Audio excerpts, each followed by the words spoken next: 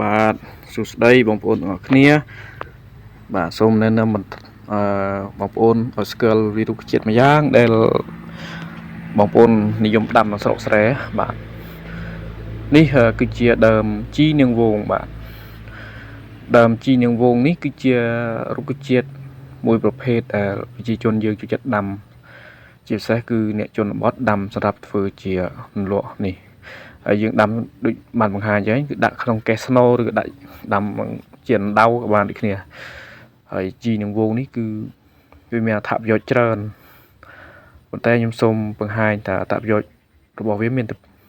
ពីរចំណុចដែលទី1គឺយើងយកទៅធ្វើជាលក់ឬក៏ជាអាហារដែលយើងហូបប្រចាំថ្ងៃយ៉ាងឆ្ងាញ់ពិសាបាទដូចជាបងប្អូនខ្លះក៏ចូលចិត្តទំនើបជាមួយពងទាកូនជាមួយនឹងបុកប្រហុកជាមួយនឹងត្រីប្រៃអីជាដើមហើយអត្ថប្រយោជន៍ទី2គឺវាមានប្រយោជន៍សម្រាប់បងប្អូនដែល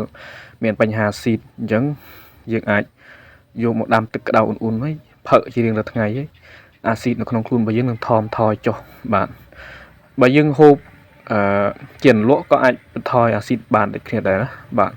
អញ្ចឹងអត្ថប្រយោជន៍ដើមជីនាងវងនេះគឺច្រើនមែនទែនបងប្អូនបាទអញ្ចឹងសម្រាប់បងប្អូនដែលមិនទាន់ដឹងពីអត្ថប្រយោជន៍នេះអាចយកមកអនុវត្តដូចខ្ញុំបាទជម្រាបជូនណាបាទយកត្រួយឬក៏ស្លឹកវាអញ្ចេះមកយំដាំទឹកក្តៅអ៊ុនៗហើយផឹកជារៀងរាល់ថ្ងៃបាទអញ្ចឹងមានតែប៉ុណ្្នឹងឯងបាទសូមអរគុណ